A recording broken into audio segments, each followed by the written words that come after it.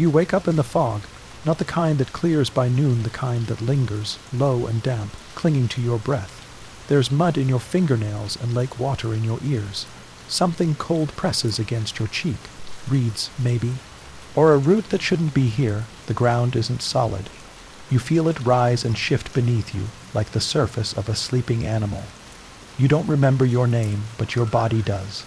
It remembers how to dig, how to plant maize by moonlight, how to balance barefoot on a floating garden that was never supposed to exist. You sit up slowly, quietly, so you don't disturb the sleeping island, because yes, you're on an island.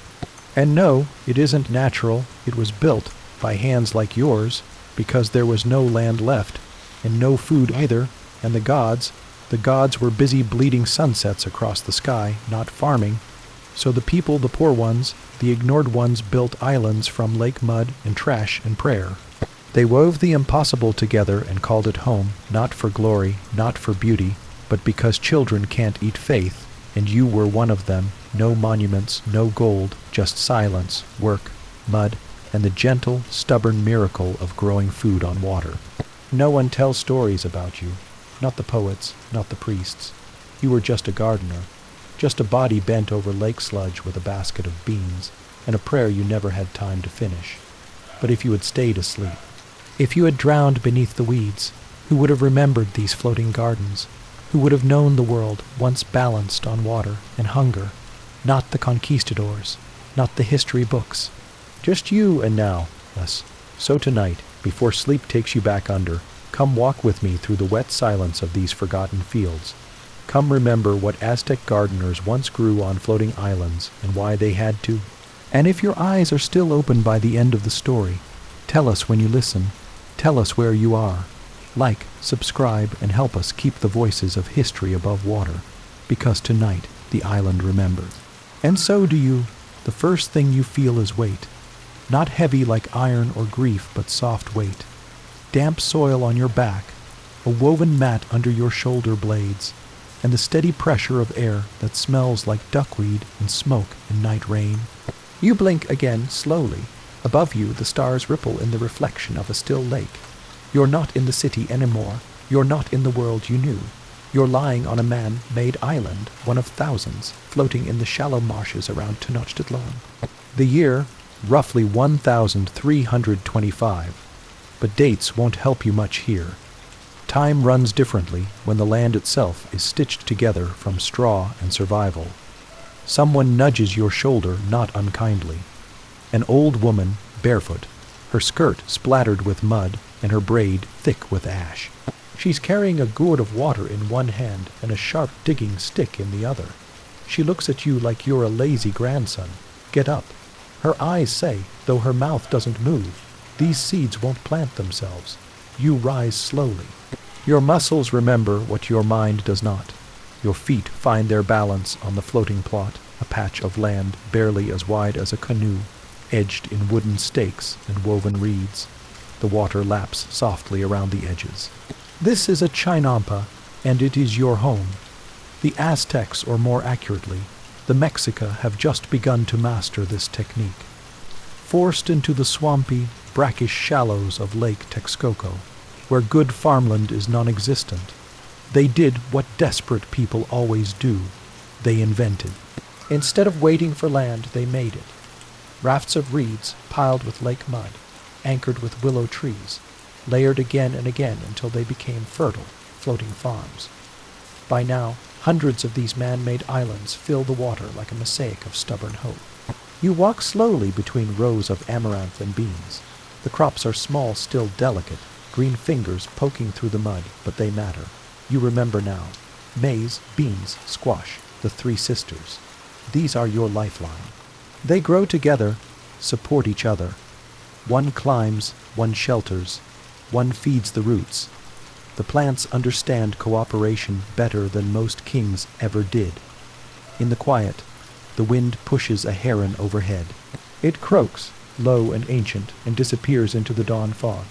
Somewhere a dog barks once, then nothing, just the soft squeak of your sandals against wet soil. Your stomach growls, of course it does. Food is a daily negotiation. No granaries here. No fat storehouses. You eat what you grow. You grow what you can. And sometimes that means chewing roasted lake algae and pretending it's fish. But it's not all misery. There are tomatoes here, tiny, bitter, hard-skinned ones. Chilies, too, and wild greens. And when the gods are feeling kind, frogs.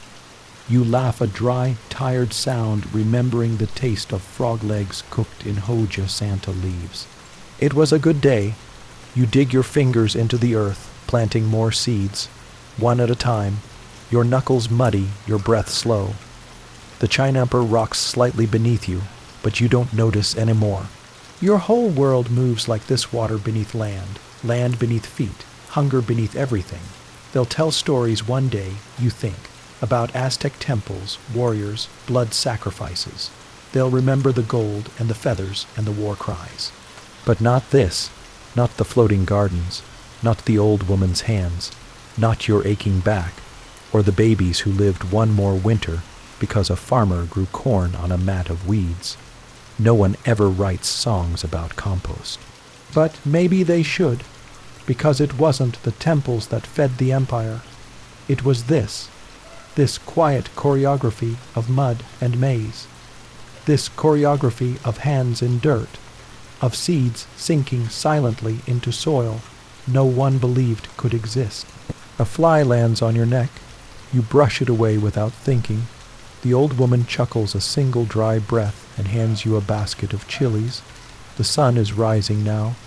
The lake gleams pink and orange, and the chinampas stretch out in every direction like a patchwork quilt of survival. You walk the narrow path between islands. Behind you, the dog from earlier is sniffing a squash vine. In the distance, smoke rises from cooking fires. You think about the day ahead, more planting, maybe fishing, maybe trading a few chilies at the market if you're lucky, maybe nothing, maybe just more dirt. But you know one thing, you're not alone. Every patch of earth here has a body bent over it. Every canal holds the reflection of someone trying to feed someone else. And as you squat back down to work, you wonder quietly, if the gardens disappeared tomorrow, who would remember they were ever there? The water smells different today, not worse, just heavier, like it's carrying something old, something whispered. You pause on the edge of the chinampa, basket in hand, and breathe it in the scent of wet roots, crushed mint leaves, distant fish, and ash not from a fire nearby. No, this ash is ceremonial. You can taste it before you see it. A slow paddle boat glides by in the canal. In it, 2 boys younger than you covered in white body paint and silence. Their boat is lined with marigolds. The flowers bob gently as they pass, drifting petals behind them like a breadcrumb trail for the dead. You nod to them, and they nod back. It's the second day of the ritual, the time when the land and the dead speak quietly to one another. No loud offerings, just smoke, just food, just memory. You go back to your garden. You dig with your fingers, now the stick left behind somewhere in the reeds. You know the soil better with bare hands anyway. The chinampa holds secrets in its layers. Duck droppings, moss, black lake mud, broken pottery. You never know what you'll find, a cracked shell, a child's lost toy. Bones of something not quite animal. Your hands move slowly, and your thoughts do too. They say these floating gardens are unnatural, that the Mexica had no right to carve farmland into a sacred lake. But when has survival ever waited for permission? Your people didn't begin with glory. They began in exile, pushed into the swampy shallows, laughed at by older kingdoms, mocked for having no land. So they made their own. With reeds, with mud, with grief, and now their children eat. You pinch the stem of a pepper, twist it loose, and drop it in the basket. The sun rises behind you, casting your shadow long and strange across the water. In it you almost look like someone important. You're not. You know that. You're not a warrior. You've never held a macuahudal, those obsidian, bladed clubs that kings like to wave around in murals. You've never painted your face for war. Never danced for the emperor. Never spoken to a god. But you grow his food. And you wonder, sometimes when the emperor bites into a tamale at dusk, does he ever think about the hands that planted the maize months before? Probably not. Still, You press your feet into the soil and keep going.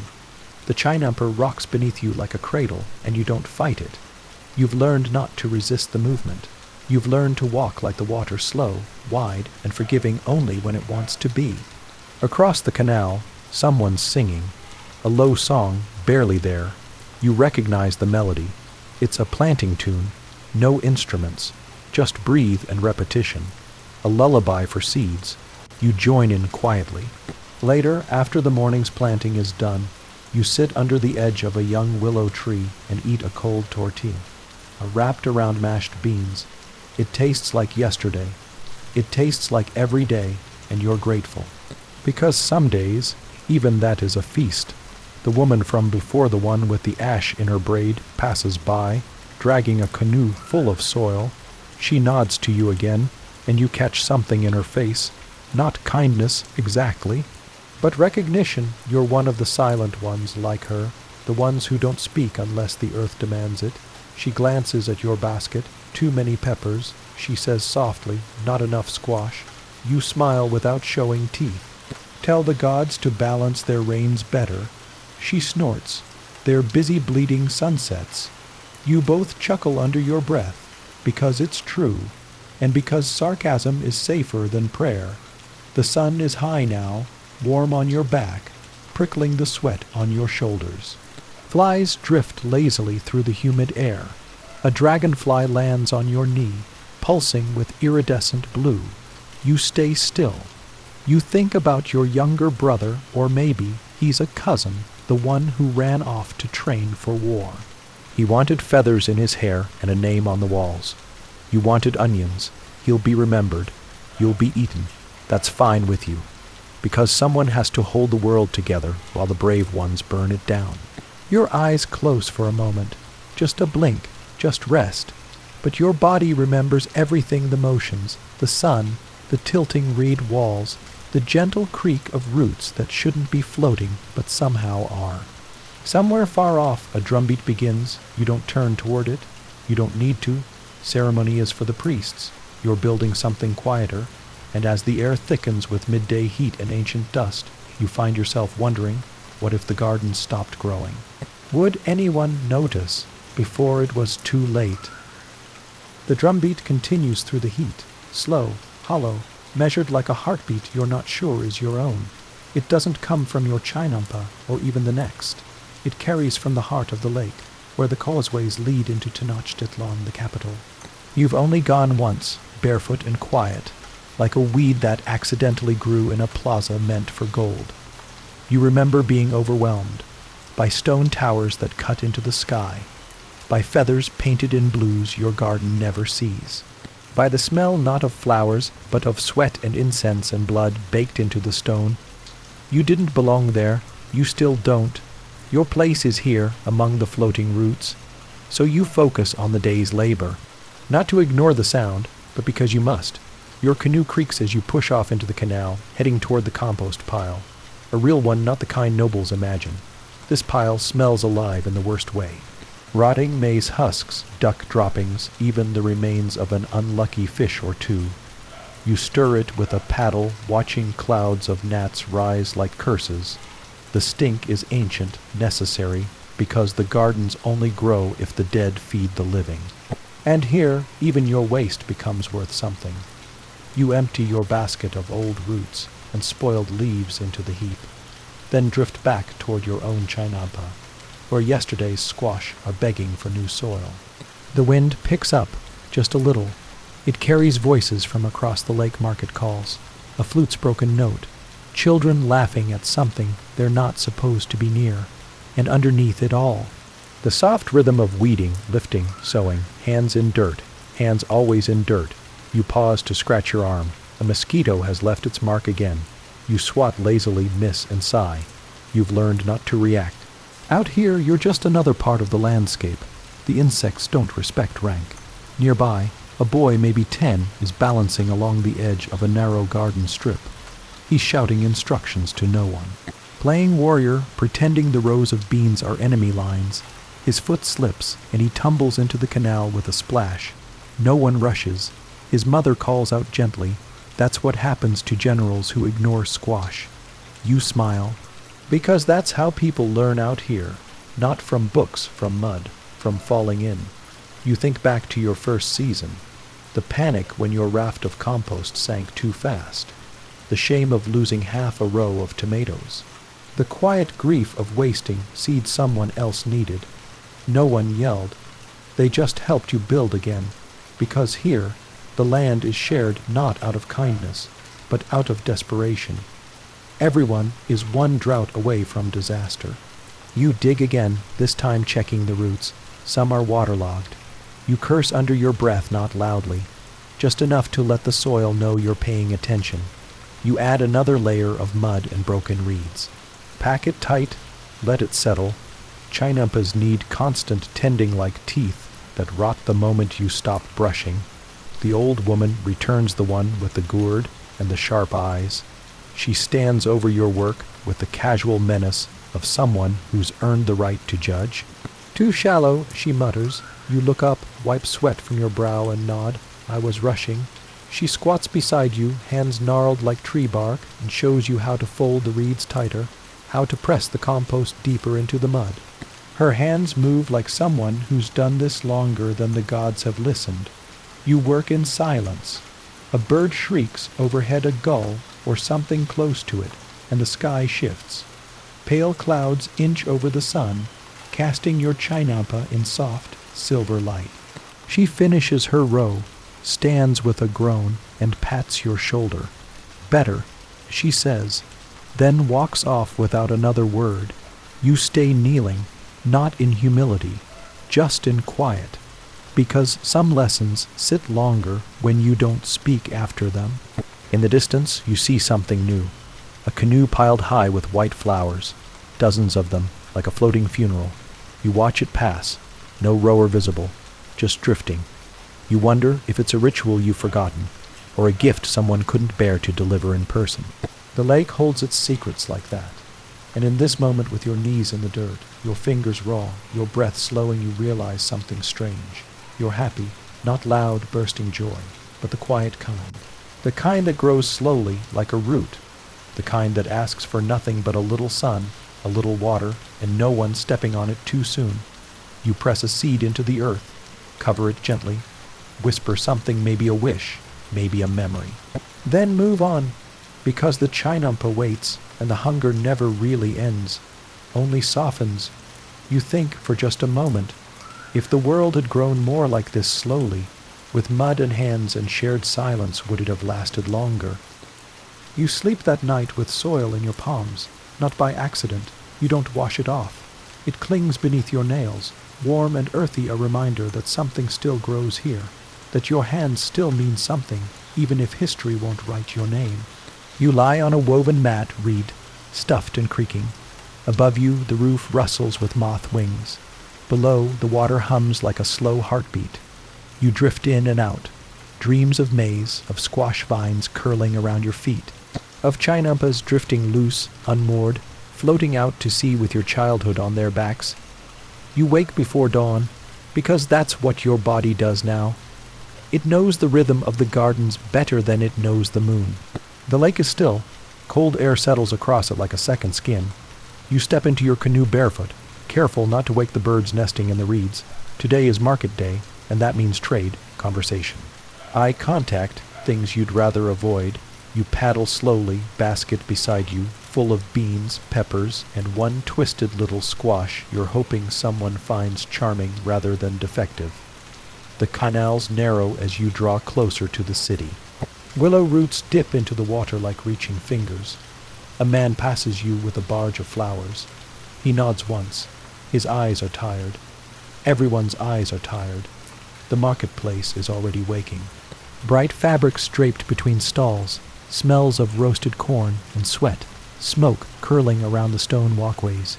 You beach your canoe against a worn pier and haul your basket out, your arms sore from the paddle. You blend in without trying. No one looks twice. Gardeners aren't interesting. You trade beans for salt, peppers for dried fish. The twisted squash takes some convincing, but eventually a woman with a gap-toothed smile offers you a strand of woven amaranth. You nod, she nods. The deal is done. No words exchanged. Just hands. That's how it works here. You walk slowly through the market. There's noise, yes, laughter, haggling, singing, but beneath it is something quieter. A hum of people doing exactly what you do, surviving. You see a boy selling insects fried on a hot stone. He looks like your cousin. You're not sure if he is. Everyone blends together here, sweat, soot, color, voice. You think about the emperor again. Up in the city's ceremonial center, he's probably watching a sacrifice by now. Chanting priests, obsidian knives, bright feathers soaking in fresh blood. They say it's to keep the sun moving, to please the gods. You wonder quietly, does the sun really need blood? Or would it rise just the same if we offered patience instead? But you don't say it. That kind of question doesn't keep people alive. You return to your canoe as the sun climbs higher. The weight of your new goods presses the boat deeper into the water. But it's a good weight, a useful weight. The lake greets you like an old friend. Halfway home, you pass by a chinampa you haven't seen in seasons 1, where the owner vanished after a storm. It's overgrown now, vines creeping through the stake, bound edges, willows gone wild, no footprints, just silence. You drift near and place your hand on its edge. The soil is still fertile. The crops might still grow if someone cared. You don't have the time to fix it, but you drop a handful of bean seeds into the soil anyway, because someone did that for you once. You remember being small, your first harvest ruined by too much water. Everything drowned. You cried into the reeds, and the next morning, someone you still don't know who left a gourd of maize on your mat. No note, no name, just quiet survival. You reach your own chinampa just as the clouds begin to gather thick and gray, heavy with promise. Rain is coming, the kind that soaks your bones and feeds your roots at the same time. You tie your canoe and cover your basket with cloth. Your shoulders ache. Your back hums with the dull throb of someone who's carried too many mornings in one spine. Still, you return to the rows. You check the beans.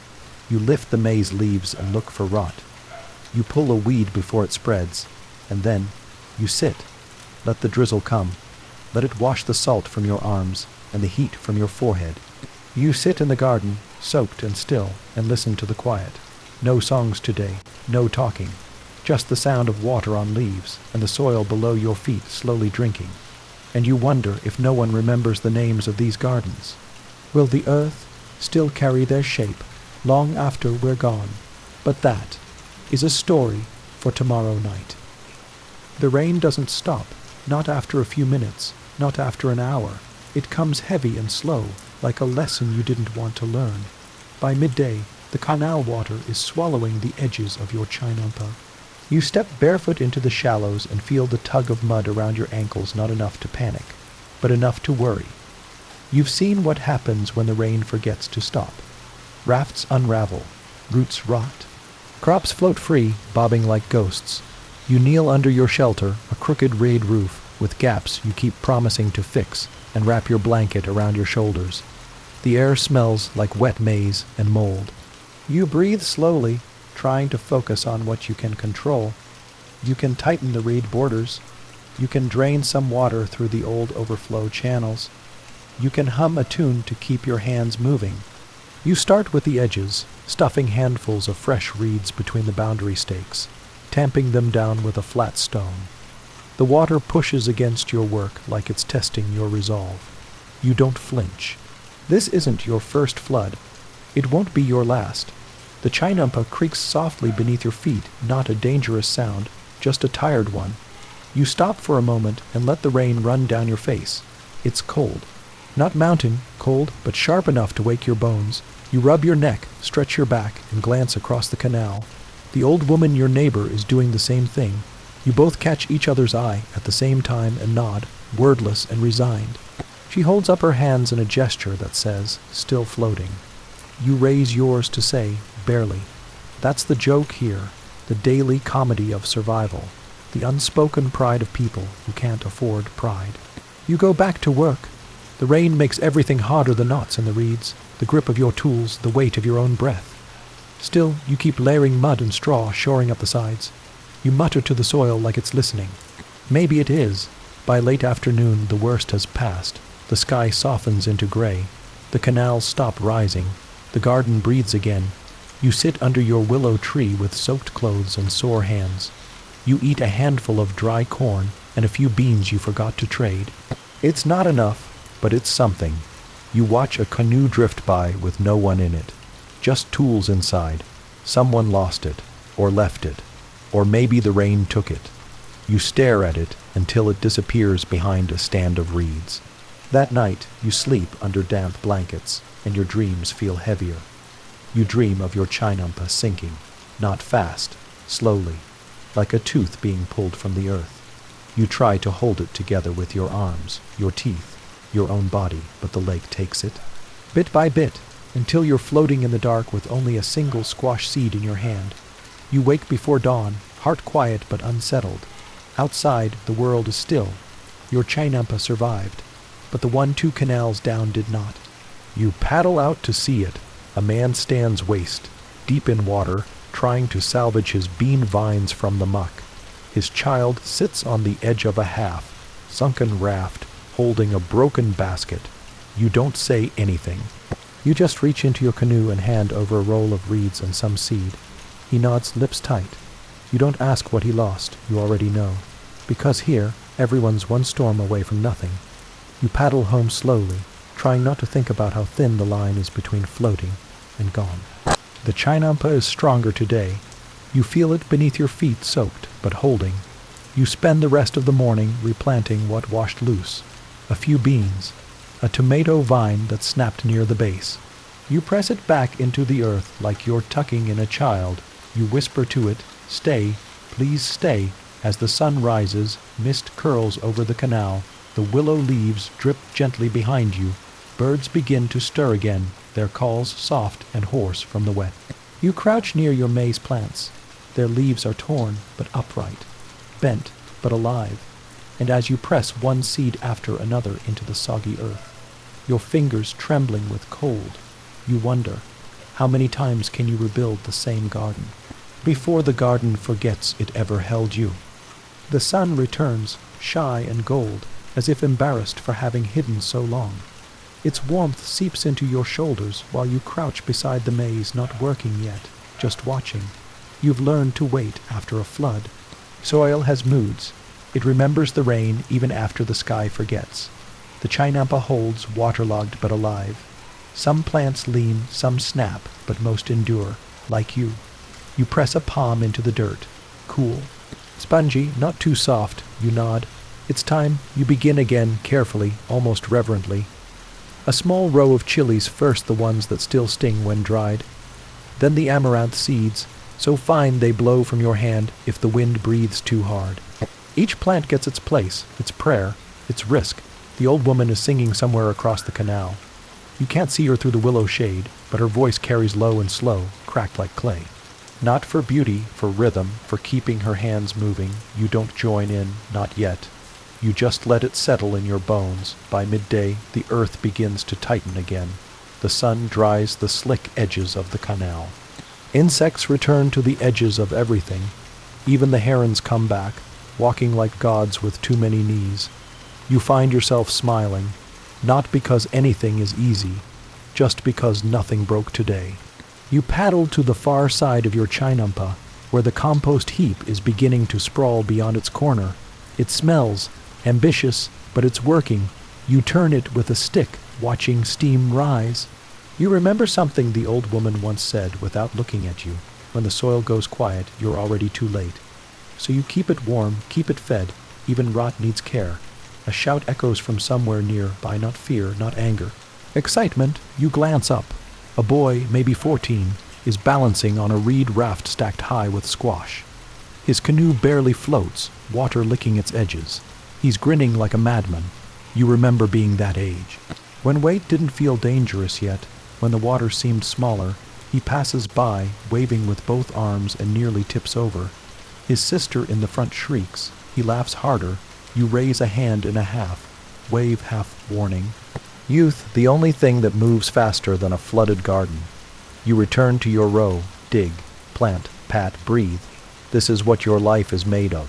Not seasons, not years, just gestures, repeated, adjusted, carried forward, and somehow that's enough. You take your lunch under the willow again, same as yesterday, same as most days. A small tamale, wrapped in leaves, gone cold. You peel it slowly, not in a hurry. Hunger, like everything else here, waits its turn. You think about the markets, about how far they feel now. You think about the boy with the squash, about the old woman's song. You think about the way the lake swallowed that other chainampa, and how it might do it again. But then you remember something else. The gardens float, because they are meant to, because they were built not from land, but from refusal, from defiance soaked in lake mud. And you are part of that defiance, even if no one says your name, even if the history books only remember the stones and not the soil, even if someday this chainampa sinks for good and no one comes. You were here, you built, you grew. The sky shifts slightly. Clouds gathering again, not dark ones, just shadows passing over. You reach for a gourd of drinking water and take a long, slow sip. The clay cup tastes like smoke in yesterday's river. It's enough. From somewhere behind the willows, you hear a baby crying and a lullaby offered in return, life continuing in its stubborn way. You close your eyes just for a breath, your knees sore, your nails black, your heartbeat slow. And in that stillness, you wonder, what if this is all history really, is people keeping their gardens alive, just long enough for someone else to eat? You wake to the sound of something dripping, not rain, that ended yesterday. This is slower, more deliberate. A single drop. Pause. Another. You open your eyes. Morning fog rolls over the water like thick breath. The reeds outside your shelter sway gently, their edges beaded with dew. Somewhere, a turtle slips into the canal with the softest splash. You rise without speaking. The gourd beside your bed is half full. The blanket at your feet is damp again, but the garden has held. You step outside. The air smells of wet wood, algae, and something sharp like green onions split too early. The kind of morning smell that says, you survived, but don't get lazy. You nod back to the air, understood. Your sandals are still drying, so you walk barefoot down the narrow path of your chainampa, each step pressing a soft impression into the earth. The soil gives beneath your weight, but it doesn't collapse. That's a kind of love, you think. You pause by the amaranth patch, brushing your fingers across the tiny leaves. They're sprouting again, red, veined and stubborn. You whisper a word you learned as a child, half praise, half apology. They deserve both. You spend the first hour in quiet repair. Some of the maize stalks are leaning too far west, bent from the wind. You tie them gently with strips of reed, looping them together so they'll hold each other upright. You pat the dirt around their roots, not too tight. This, too, is a kind of prayer. The old woman doesn't pass by today. You wonder if she's resting, or if the gods finally took her in her sleep, as she always said she preferred no ceremony, no noise, just silence and good timing. You chuckle at that. You sit on the edge of your chainampa, legs dangling over the canal. Small fish swirl beneath the surface. You reach down with a gourd scoop and pour water slowly along the row of squash, not because it needs it, but because you need to feel useful. Across the canal, a small child is poking a floating log with a stick, convinced it's a monster. His mother shouts something you don't catch. He looks at her, then back at the log, unconvinced. You remember that age, when even trash could be sacred, when the lake seemed full of secrets, not weeds, when you thought the floating gardens were ships, not anchors. You walk back slowly, basket in hand, checking the edges of the plot for signs of erosion. A few soft spots. You patch them with packed mud and weave in fresh reeds, careful not to disturb the roots of your chilly plants. The sun is higher now. Its light cuts through the fog in thin spears, painting everything gold and green. You take your midday meal under the willow tree, a flat cake of maize, still warm from the ember pile, with a smear of chili paste you bartered for last week. It burns your mouth in a way that reminds you you're awake. Alive, present. You chew slowly, always slowly. There's no rush here. The work will be waiting whether you eat fast or not. After the meal, you sort your seeds: maize, beans, squash, wild tomato, a bit of episode. A few amaranth clusters from last year, mostly dried, but salvageable. You run your fingers through them like rosary beads, each one a tiny memory of seasons past. You count them by feel, not number. You don't measure things here with numbers, only need. Your thoughts drift as they do in the warm lull after eating to the old stories. The ones whispered between work. The ones about how these chinampas first came to be. Some say they were born from a dream, that a starving man once laid down in the marsh and asked the earth for mercy. And when he woke, he was floating, but not drowning. Others say the gods were jealous of the lake's silence, so they seeded it with people to break the stillness. You don't believe that one. The gods rarely need excuses. Your favorite story, though, is the simplest, that people were desperate, that they took weeds and sticks and rot and made life float. No feathers. No glory, just mud. And sometimes mud is enough. You set the seeds aside and walk to the far corner of your garden. There's a patch of land you haven't touched in weeks, overgrown with duckweed and small yellow flowers. It's beautiful in a way you don't admit aloud. You squat beside it and begin to clear it, one handful at a time, slowly, gently, like brushing dust from a sleeping face. Underneath the weeds, you find a few struggling sprouts, maize maybe, or something wild trying to imitate it. You leave them be. They've earned their space. In the distance, drums begin again. You pause, hand halfway through a tuft of moss. The sound is faint but steady.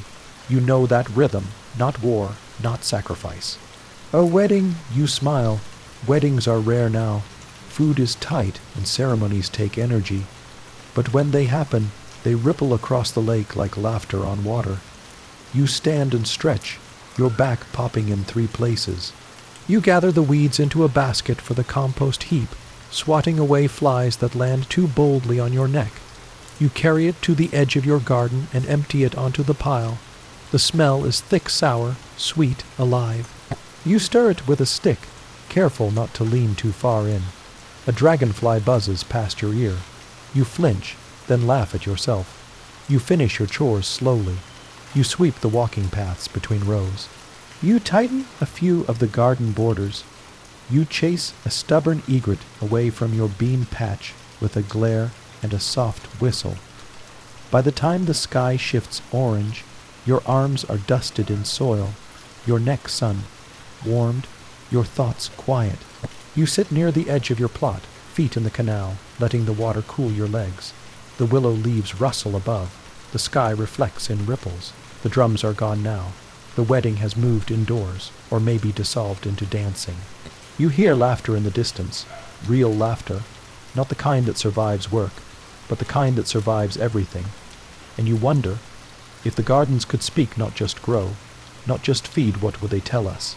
That we belong to them, not the other way around, that they remember what we forget, that no seed is ever truly lost, but that is a story for tomorrow night. The night is warm, but not kind. You sleep lightly, not from fear, but habit. The lake teaches you to keep one ear open for owls, for leaking rafts, for footsteps that aren't supposed to be there. Somewhere past midnight, you wake to the sound of paddles slicing through the canal. You don't move, just listen. The rhythm is wrong for fishing, too fast, urgent. You roll to your feet quietly and peer through the reeds. 2 figures glide past in a low canoe, hunched under dark blankets. Not market people, not priests, just 2 bodies moving through fog. One of them whispers, the other does not answer. You don't follow, you never follow, but you wonder, you always wonder. By morning, the mist has burned away. Your garden rises with the steam. The maize leaves stretch toward the sun like old men waking from stiff dreams. The canal has gone still again, mirror, still reflecting your every movement as you kneel to check the squash roots. They're strong, thick, anchored deep. You think of the word your uncle used to say, teasometal root, but also origin, also belonging. You stand and stretch your back, sore already. Today's work will be long. The chili plants need trimming. Their leaves have grown heavy, blocking the sun from the pods below. You take your bone knife and begin at the base, careful not to nick the stems. The scent of green heat bursts from every cut. The old woman's not singing today. The canals are quiet, too quiet. You don't notice it until your knife stops moving. No birds, no paddles, no laughter from the boys who usually chase each other across the raft bridges. You scan the horizon. Stillness, a bad sign. You walk slowly to the edge of your chinampa and peer down the canal. A small cluster of people is gathering 3 plots away.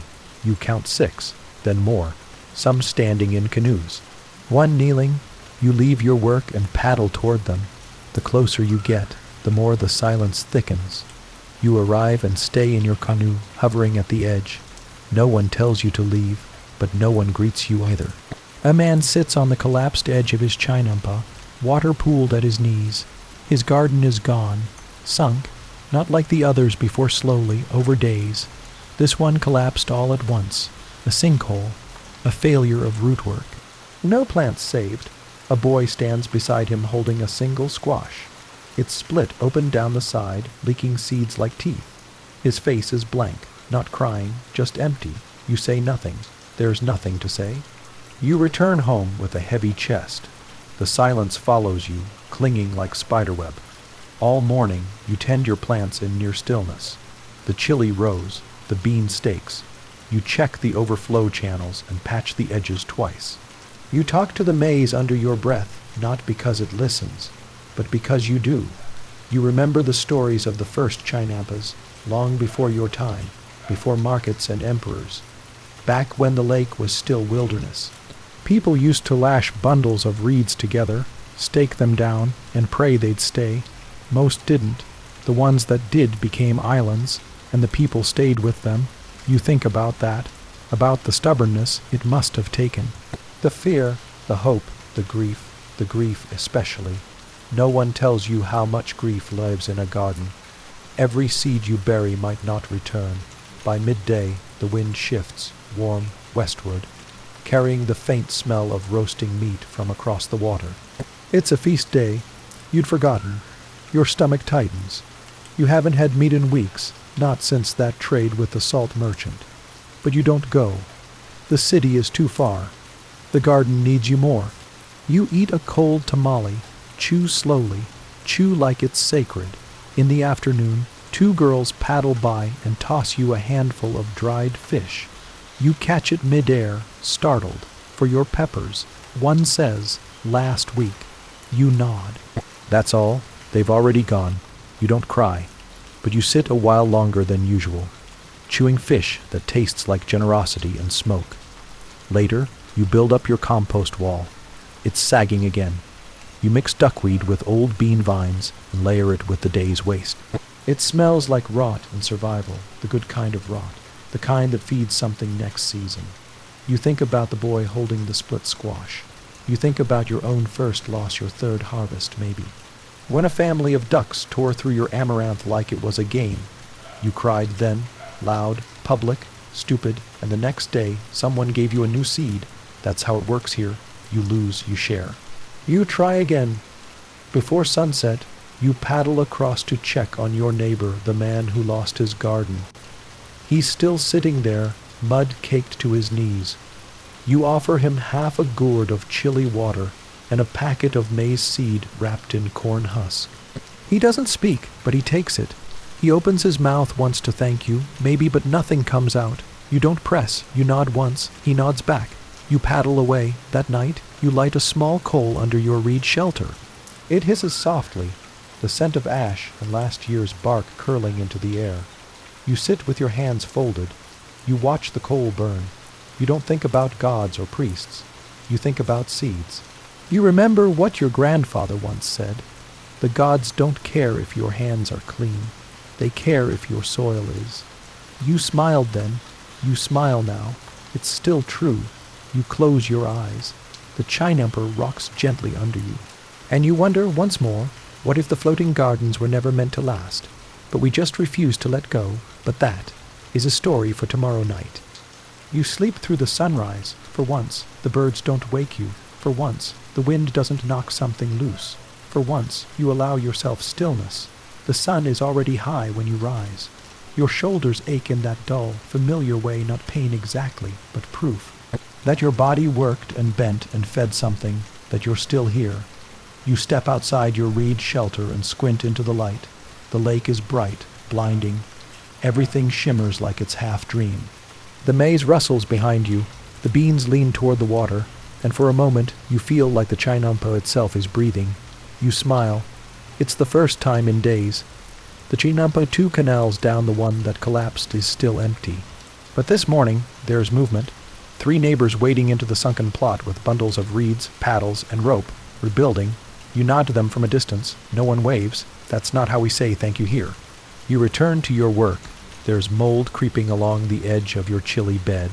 You crouch low, brush it back with a stick, and dig a small trench to let the roots breathe. You pat the soil afterward like an apology. In the distance, someone is chanting, not religious, not formal, just rhythm. A man's voice repeating a pattern as he turns compost with a long stick. It echoes across the canal like heartbeat. You let it keep you company while you harvest the beans. They snap from the vines with a soft tug green, warm, perfect. Not many, but enough. Enough to feed yourself. Maybe one more. Maybe enough to trade. You gather them into a worn cloth. Tie it at the corners. Tuck it into your basket. As you rise, a soft splash nearby makes you turn. A canoe glides past, steered by a child no older than 9. He paddles slowly, carefully, a grown man's seriousness on a small face. The front of his boat is filled with flowers, orange marigolds, white lilies, a few bent sunbursts from a sacred garden. Offerings. You nod as he passes. He doesn't see you, or maybe he does, and doesn't need to show it. You paddle to the market later than usual. The canals are crowded today not with boats, but with floating petals. Offerings from households up and down the lake, drifting toward the center temples. A holy day you'd forgotten again. You keep forgetting the calendar, not because it's unimportant, but because the seasons are no longer on stone. They're in your hands, your back, your soil, your yield. At the market, it's quieter than normal. Voices low, respectful. Offerings exchanged before food. Incense burning in shallow clay dishes. You trade your beans for dried squash blossoms. A rare trade the old man who offers them says his wife was generous this season. You nod, you say little. There's reverence and silence today. A small boy bumps your leg. He holds up a woven bracelet made of maize husks and smiles. You take it. You hand him a single chili. His eyes widen. He says thank you with his whole face, then runs off. You smile into your palm. Back at home, you string the bracelet around the edge of your shelter's reed frame. Let it hang where the wind will catch it. You don't need it for luck. You just want to remember. You spend the afternoon mending the raft edge. One of the binding cords is fraying.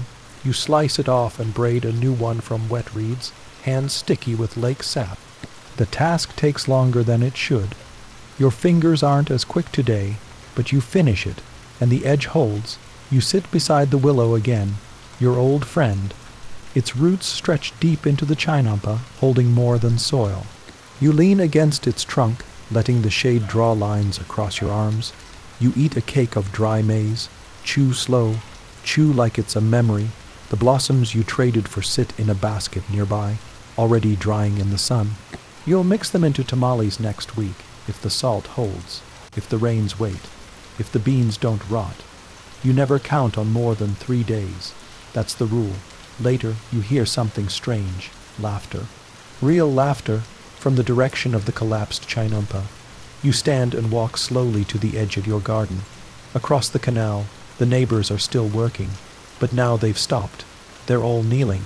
One is pointing, and in the center of the ruined soil, poking through mud, stone, and flattened vines, is a single maize sprout, bright, alive, against the odds. You don't say a word, but you smile until your eyes sting. You turn back to your garden, sit in the soil, legs crossed, and watch your own plants, not waiting, just watching, listening to them be. The birds begin again in the branches above. You think about something your mother once told you. The floating islands aren't just gardens. They're memories we keep rebuilding. You didn't understand then. You do now. Because every patch of soil you touch holds more than roots. It holds every failed harvest, every shared seed, every moment someone stayed even when leaving would have been easier. And you wonder, what if these gardens are not just floating on water, but on memory? On grief, on the soft, invisible thread that ties hunger to hope. But that is a story for tomorrow night. You wake before the birds. The lake is still black, holding stars in its belly. You sit up slowly, blanket heavy on your chest, the cold clinging to your skin like dew. You breathe in soil, smoke, and the faint smell of wet willow bark. It rained again during the night, only a little, enough to stir the reeds, enough to remind you who's in charge. You step out barefoot. The path beneath you is soft but solid. No new sinkholes, no rot. Just dampness and time. The moon is just now sinking behind the mountains. You walk the length of your chinampa, silent, tracing the borders with one hand. You feel every knot in the reed fence, every lump in the compost wall, every stone you placed months ago, now half, wallowed by moss. You stop beside your newest bean row. It's still small, fragile. The stakes you planted are crooked. You bend to adjust one, hand steady despite the cold. The bean vine clings tightly to the stick like it's afraid of falling. You whisper, "Don't worry." You say it more to yourself. Your breath fogs in the morning air. You stand and stretch, and for the first time in a long time. You feel proud, not loud, proud, not feast, proud, just quiet, in your bones proud, because your garden is still here, because the seeds came back, because you've held it together. You return to your shelter and light a small ember to warm your hands. The coal glows red in its clay dish. You hold it in your palm until the sting turns to comfort. Your stomach grumbles. You unwrap a flat cake of amaranth and maize, chew slowly, gaze into the water. A canoe glides past two young girls sitting cross-legged in front, a man rowing behind them. Their boat is stacked with herbs, wild greens, marigold, bundles of episode wrapped in reed twine. You raise a hand, they nod. Everyone's moving early today. You clean your reed paddle with a wet cloth and check your seed gourd. Fewer than you'd like, but enough. Always enough. That's how the lake teaches you to live. Enough is a gift. By full sunrise, the lake is humming with life. You hear market voices, fire being stoked, ducks arguing over a raft of lilies. You ignore it for now. Instead, you tend to the compost wall. It's steaming again, hot and sour and good. You stir it with your long stick. The rot is deep now, rich. Worms turning everything broken into food. You think of something your grandfather once said. All life is built on what we bury. You didn't understand it then. You do now. You add a layer of dry husks to the pile and pat it flat with a board. There's rhythm in the work, movement without thought, the kind of labor that gives your mind space to wander. You remember the sunken garden again, the boy with the split squash, the maize sprout that came back. The neighbors still rebuilding. You think of floating things, gardens, yes, but also promises, names, bones. The empire has long arms, but even it cannot hold onto everything. Not even the emperor himself could name the men who built these islands, who first staked reeds into mud and hope. But you remember, at least you try to.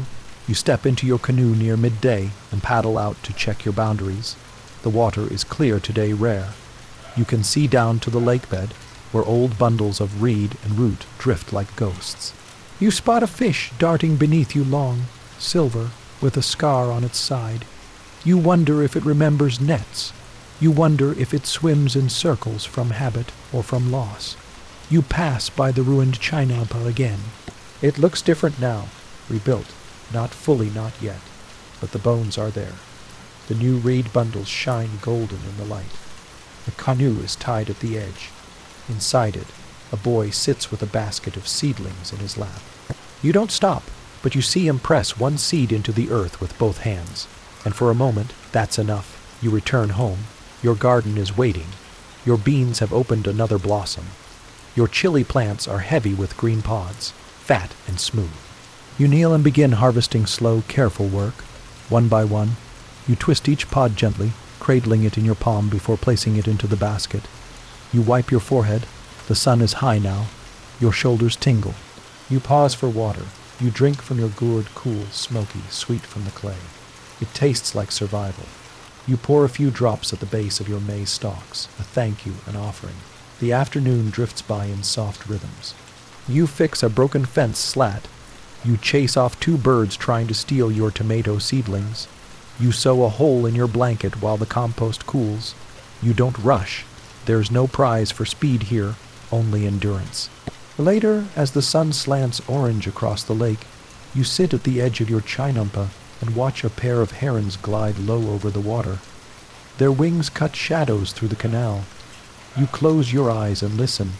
To the birds, to the wind, to the soft creak of your own raft beneath you. And in that stillness you wonder, what if floating is not the opposite of sinking, but the choice to rise again and again without asking the lake for permission? But that is a story for tomorrow night. You wake to wind, not the sharp kind that tears roofs or snaps maize stalks. No, this is the slow, dragging kind like the lake itself is breathing sideways. The reeds bend low, the trees hush, even the birds wait. You sit up slowly, blinking into the early gray. Your muscles are stiff. Your hands curled as if they spent the night still gripping something, a tool, maybe, or a memory. You stretch. Your back cracks in 3 places. The sound is satisfying. You step out into the soft wind. The chinampa groans under your weight, just a whisper, like a floorboard remembering your tread. Everything moves just a little, not enough to fear. Just enough to remind you, you check your boundaries first, always the edges, that's where things begin to slip. The western corner of your raft has dipped slightly. You kneel, palms pressed to the soggy frame, and begin weaving in fresh reeds. The motion is calming, like brushing someone's hair, 1 knot at a time. Above, the clouds drift slowly east. You feel it in your jaw, rain is coming. You don't hurry, hurrying rarely helps. Instead, you finish your repairs and tend your compost. It's warm today, too warm for this early hour. You stir the pile and catch the scent of earth and old onions, sweet rot turning into promise. By the time the sun peeks through the clouds, you've already replanted the tomato vine that was knocked loose by the wind. It's thin, but still breathing. You whisper, stay. You say that word a lot lately, to plants, to structures, to yourself. You eat a breakfast of old beans and amaranth bread. It's chewy, bland. You chew slowly anyway. You've learned that flavor isn't everything. Warmth matters more. By midday, the wind has calmed. The water is choppy, but not wild. You paddle to the far edge of your chinampa and check the roots, still anchored. The mud is loose, though.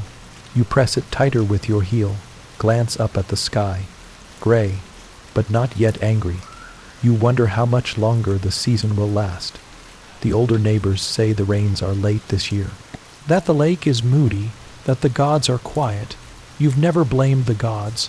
You don't think they care much for vegetables. Instead, you blame time. Time wears everything down, even floating islands. You spend the afternoon digging out a new corner bed for squash. The old one's too shaded now, your willow tree's gotten greedy. You cut the soil slowly, shaping the space by hand, pulling weeds, tossing worms gently aside. You hum as you work, not a song, just noise to keep you upright. By the time the bed is ready, your hands are black with mud, your knees stained, and your back aching. You sit beside the new bed and drink from your clay gourd. The water tastes of smoke and river. You wipe your lips with the back of your hand and watch the lake.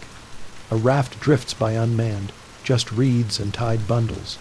You wonder where it came from, where it's going. If someone's looking for it, or if they've already given up. You've lost rafts before, and sometimes the lake returns them. Sometimes it doesn't. That's the rule here. You build what you can, and you let go of what doesn't come back. Late in the day, you visit the market not to trade, just to look. It's quiet today. The temple priests have taken most of the foot traffic up the causeway. Something about a sky ceremony you didn't listen too closely. You walk slowly between the canoes. A boy sells fish heads for soup. A girl with no front teeth waves a sprig of dried herbs under your nose, grinning like she holds a secret. You buy nothing, but they nod to you anyway. They know you, the garden person, the raft man, the one who doesn't talk much, but whose chilies sting like fire even when dried for weeks. It's enough. You return before sunset. The clouds are darker now. The air thick. You don't waste time. You check every tie, every knot. You tuck a few vines under cover. You carry a fresh bundle of reeds to the edge of your shelter just in case. Then you sit. Just sit. At the corner of your chinampa, feet in the water, eyes on the horizon. The wind smells like fish. The birds are restless again. You watch a heron take off and circle back, unsure of itself, and you think, this is all so fragile. And yet, it floats. You think about your uncle's garden, gone now, swallowed 2 seasons ago. You think about the boy who rebuilt from a sprout, about the old woman who sang during floods, about the fish with a scar that swims under your raft sometimes.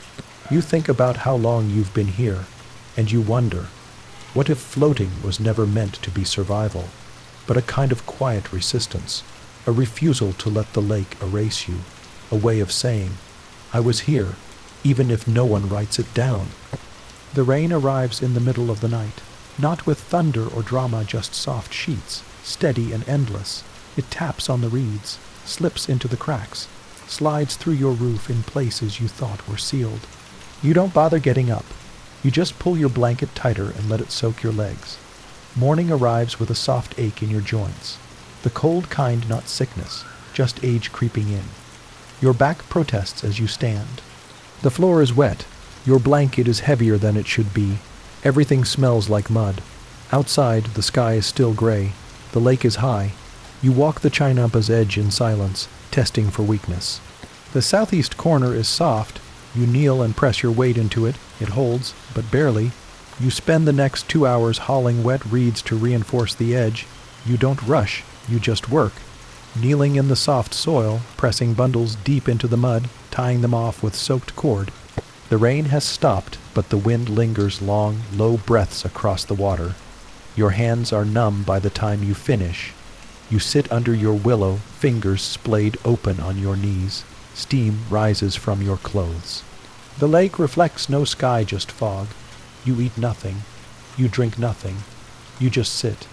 You think of last season's storm, the one that took the herb garden and half your compost wall. You think of how you rebuilt it, how no one helped, but how no one stopped you either. That's the way of the chinampas. You don't ask. You just begin again. By midday, your hunger returns. You chew dried maize. It tastes like dust and patience. You drink water from your gourd, and it tastes like wet clay. It's enough. You walk to the far edge of your plot and inspect the chili rows. A few of the pods have blackened in the rain, split open from too much water.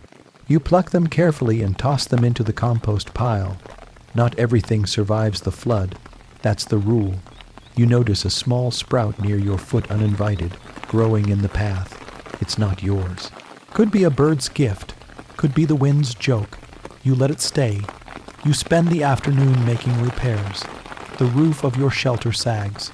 You weave in new reeds and dry bark strips. The new material smells fresh, like peeled wood and sap. Like healing, you pause halfway through and notice your hands cracked, dirty, beautiful. These are the hands of someone who remembers how to float. Later, a neighbor paddles by. A boy, maybe 12, hauling baskets of river moss for compost. You nod. He doesn't speak, but he tosses you a bundle anyway. You catch it. It's heavy and dripping. You say nothing, but raise the bundle in thanks. You paddle it over to your compost wall and press it in with both hands. Warmth rises, steam even. The rod is working. You sit again by your bean rows. The wind has quieted. The lake sounds like breathing again. You watch the sky shift from gray to gold, then to nothing. The sun slips behind the clouds and disappears without warning. You remember something your grandmother once said. The gods aren't cruel. They're just too old to explain themselves. You smiled when she said it. You smile now. You wonder how long the gods watched before people learned to make mud float. And you wonder how many people gave up before the idea caught. You don't speak these thoughts aloud. They're not meant to be said. They're meant to be felt in the soil, in the knees, in the long, wet silence after a storm. You rise and check your seeds, still dry. You tuck them high before the rain. You run your fingers through the gourds. A few are soft, you discard them, the rest you count in your mind not in numbers, but in days, enough for a few weeks, maybe more if you stretch the planting. Your fingers pause over one seed old, dark, slightly cracked. You press it between your palms, warming it, remembering where it came from. Your mother gave you this one, years ago, before the first raft. You almost lost it during the first flood, but it stayed in your pocket the whole night, pressed against your chest, like it knew you'd need it. You plant it that evening, not in the garden, not in a perfect row, just in the softest patch of earth by your shelter, where the rain left a dent and the wind left room. You press it in gently, no ritual, no words, just care and a whisper, float. You sit by the seed until the stars return. The moon is hidden tonight. The clouds stretch like thin cotton across the sky. Somewhere, someone is playing a flute. You can't see them, but the sound bends through the air like a vine, curling around your thoughts. You close your eyes. You listen. You breathe in the compost, the rain, the memory of things rebuilt. You don't sleep right away. You think about what these gardens remember, about how much is buried beneath the roots, not just fish bones and rotting bark, but hands, names, wounds, and you wonder. What if the lake never forgets? What if every raft we build is less invention and more reminder that survival was always meant to be soft, quiet, shared, but that is a story for tomorrow night.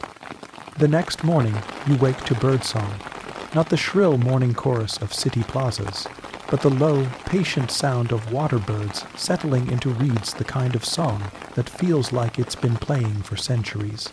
You rise slowly, blanket wrapped around your shoulders. The rain has passed. The wind has stilled and the lake is glass. Everything reflects, your shelter, the tall maize. Even the thin tendril of smoke curling from your neighbor's fire, it all hangs perfectly mirrored in the water, like the world is thinking about itself. You crouch to touch the soil, damp but not drowned. The roots held.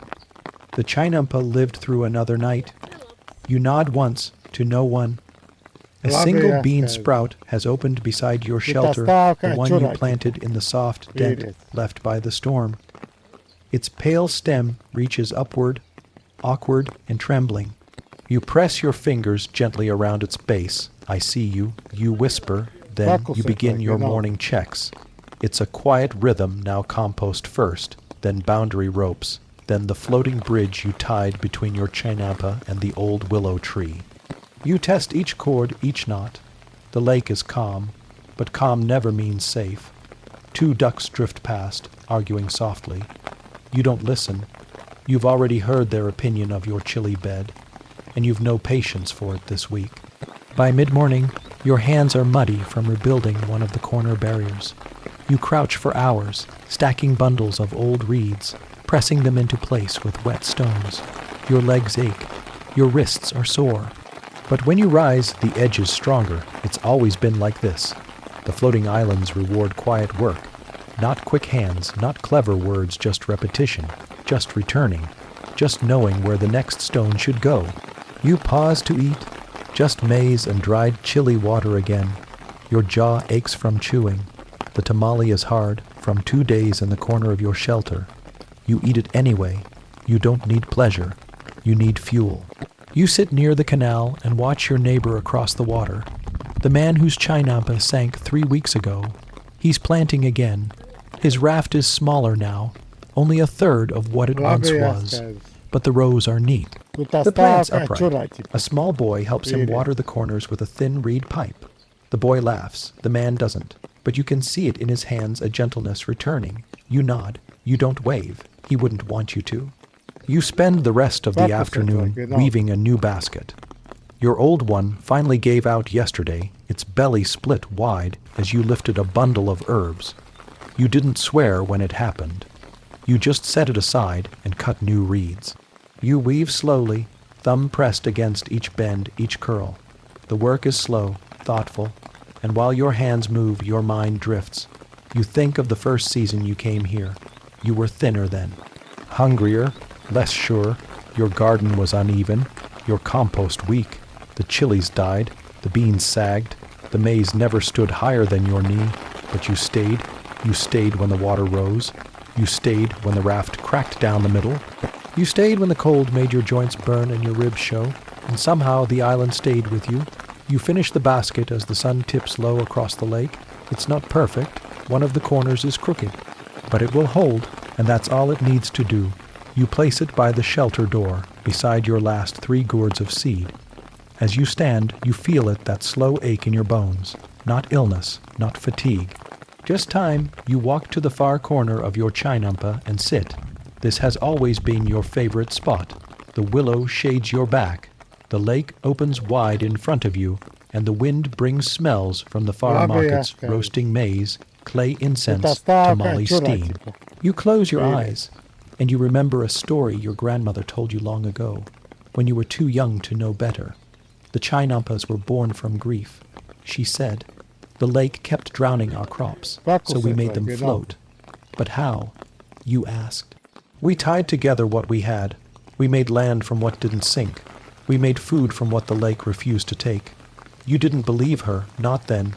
You thought it was just a story, a bedtime tale to make mud feel holy. But now, you think she may have been right, because you've watched these floating gardens rise and fall. You've seen rafts collapse, seeds drown, walls rot, but you've also seen new rows planted, new cord tied, new sprouts born from soaked, hopeless earth. Floating isn't magic, it's memory, it's morning made useful. You press your hand into the soil beside you, it's warm, and you think, not for the first time, what if survival isn't just about food or shelter, but about refusing to forget, refusing to let the flood wash everything away, including yourself. That night, you dream of roots, not seeds, not plants, roots, thick, tangled, slow, moving, stretching underwater, under mud, through centuries. They carry no flowers, no sweetness, only memory. You wake before dawn, throat dry, heart steady. Outside, the lake is dark, unbroken. The world holds its breath. You sit for a long time without moving. Then you rise and begin your day. The compost is warm. The bean sprouts are damp. A slug has eaten half a chili leaf, but left the rest untouched as if it changed its mind halfway through the crime. You let it go. You boil water with dried epazote and a pinch of salt. It smells sharp, medicinal, familiar. You drink it slowly, squatting at the edge of your raft, watching the sky lighten without promise. There's no sunrise today, only pale light leaking behind thin clouds. You paddle to the eastern edge of your raft, where the willows grow dense. Here, you collect bark for binding, reeds for patching, and if the gods are feeling generous, mushrooms near the roots. They are feeling generous today. You find 3 small, white, and trembling with dew. You don't smile, but you do pocket them carefully, wrapping them in the fold of your sleeve like something sacred. On your way back, you pause. The canal is unusually quiet. No traders yet. No children hauling firewood. No voices. You hear only your own paddle, dipping once, then again, into water that smells of earth and ash. You return to your chinampa and start repairs on the northwest corner. The soil there has started to slouch a slow, tired collapse, the kind that creeps in unnoticed until it's too late. You lift the border stones, they're slick with moss. One cracks in your hand, you don't curse. You just keep working.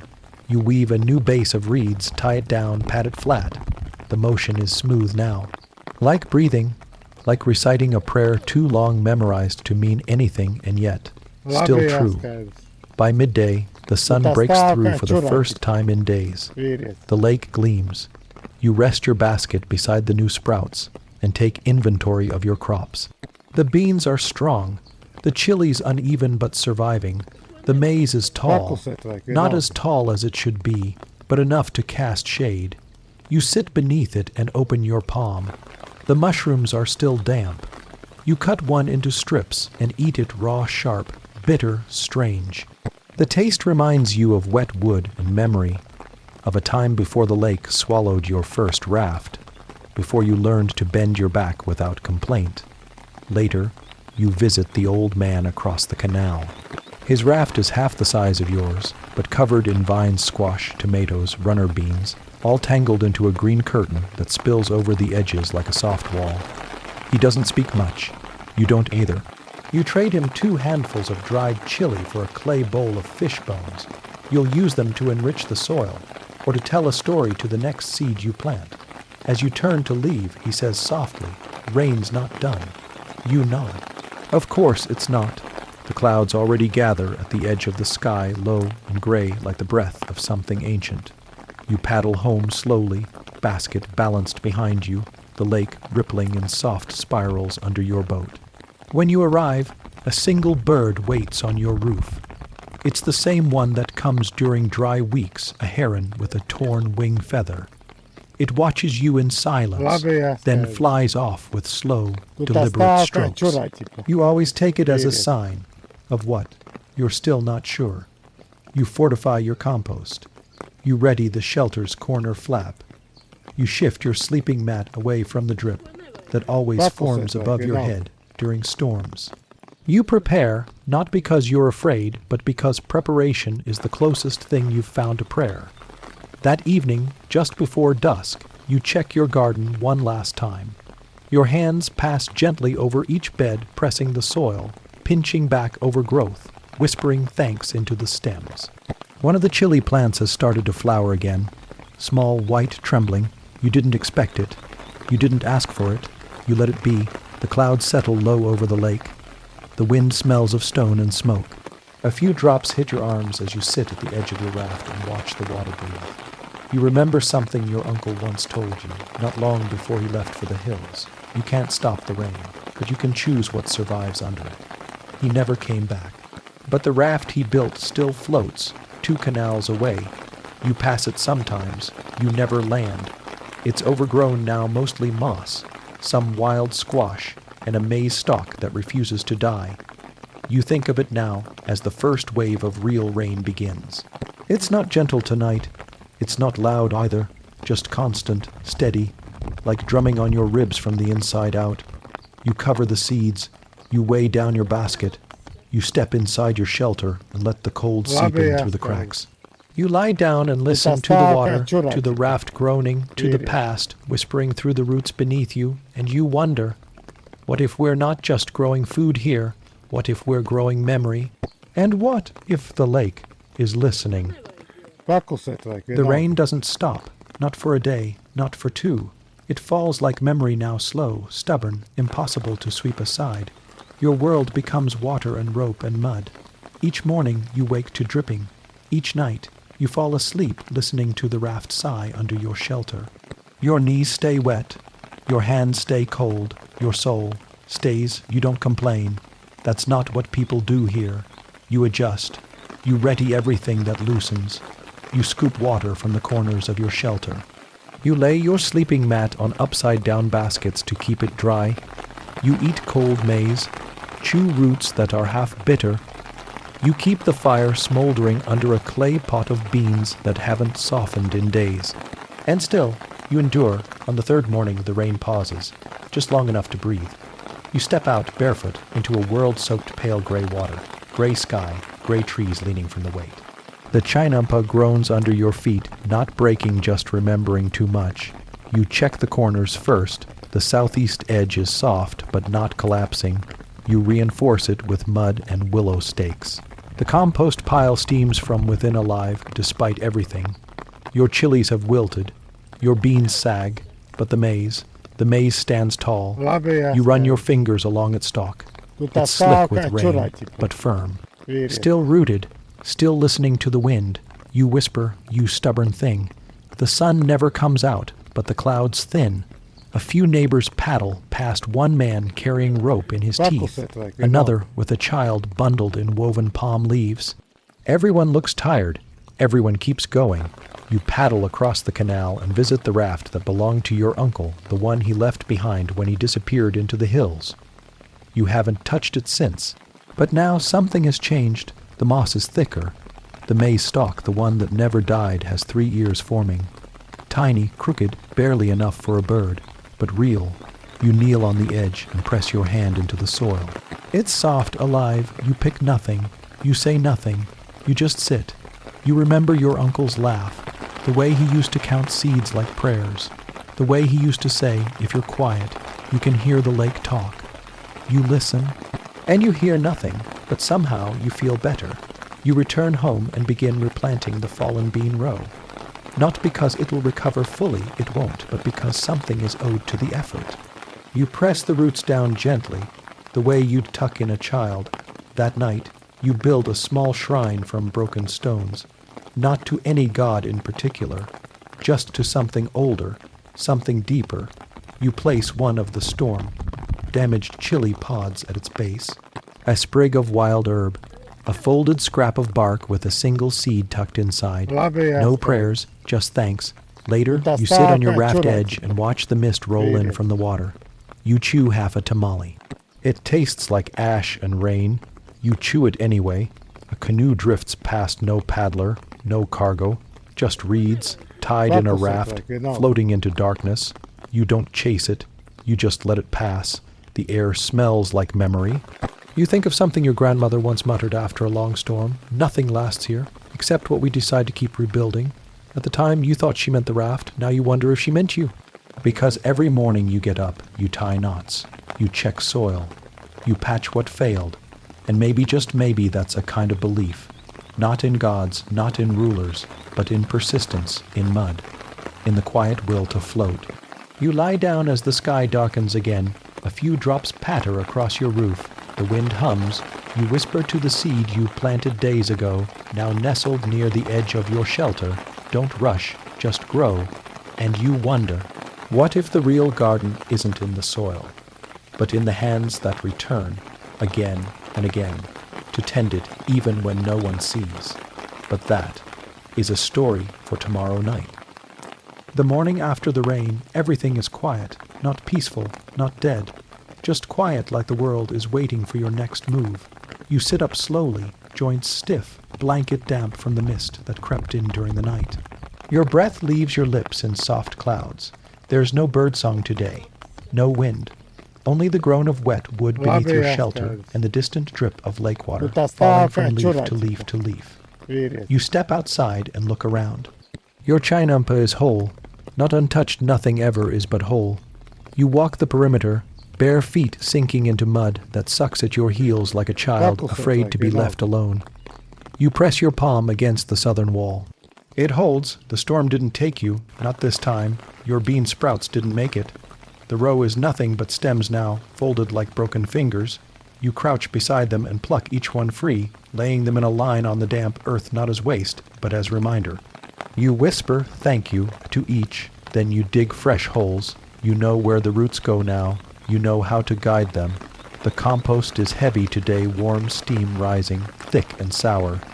You stir it slowly with your stick, watching the old husks collapse into themselves. There's strength in that. You remember your mother saying once, rot is just the earth exhaling. It didn't make sense then. It does now. You eat nothing for breakfast. You're not hungry. You drink instead warm water with a slice of bitter root. It clears your chest, stings your tongue, wakes something in your bones. By midday, the clouds lift. Sunlight spills over the canal in long golden lines, and the willow above your roof glows from within like it remembers how to be young.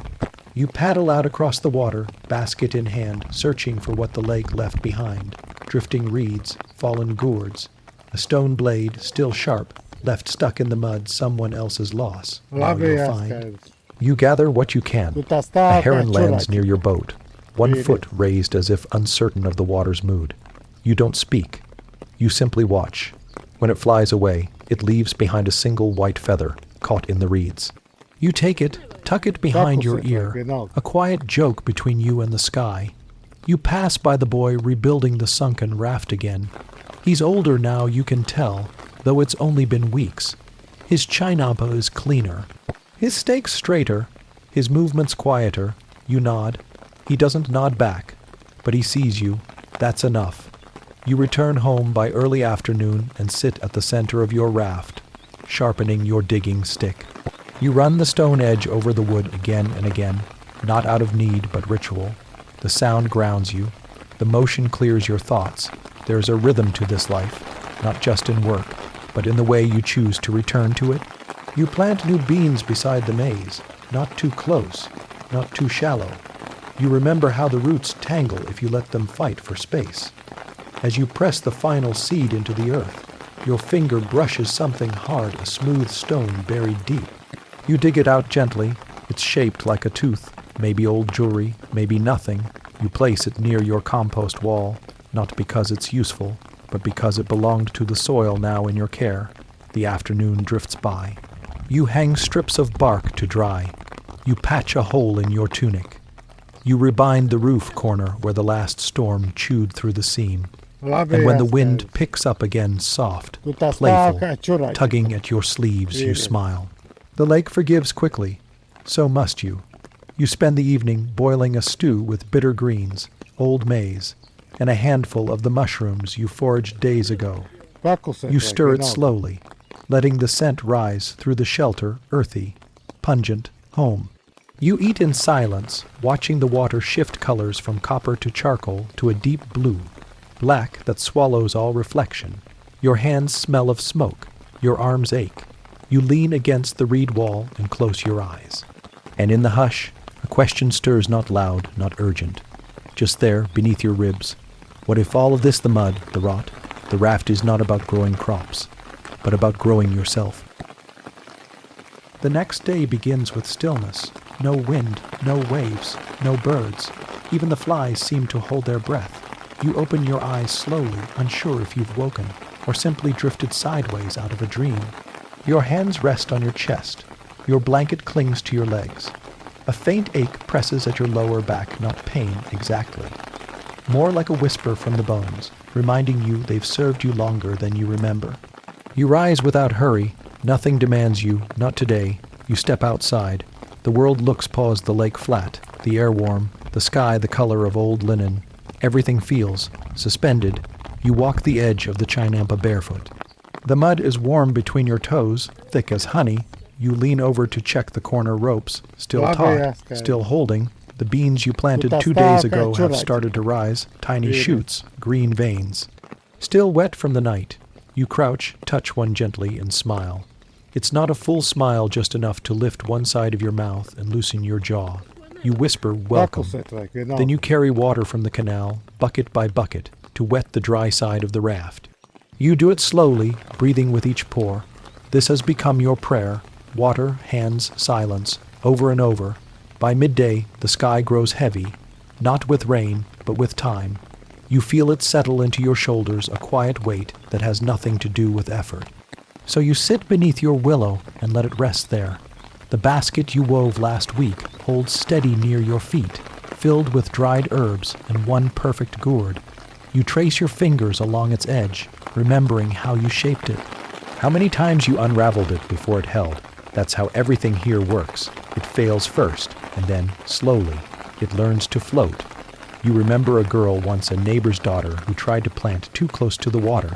Her Chinampa tilted for days, but she kept going. Her tomatoes drowned. Her chilies shriveled.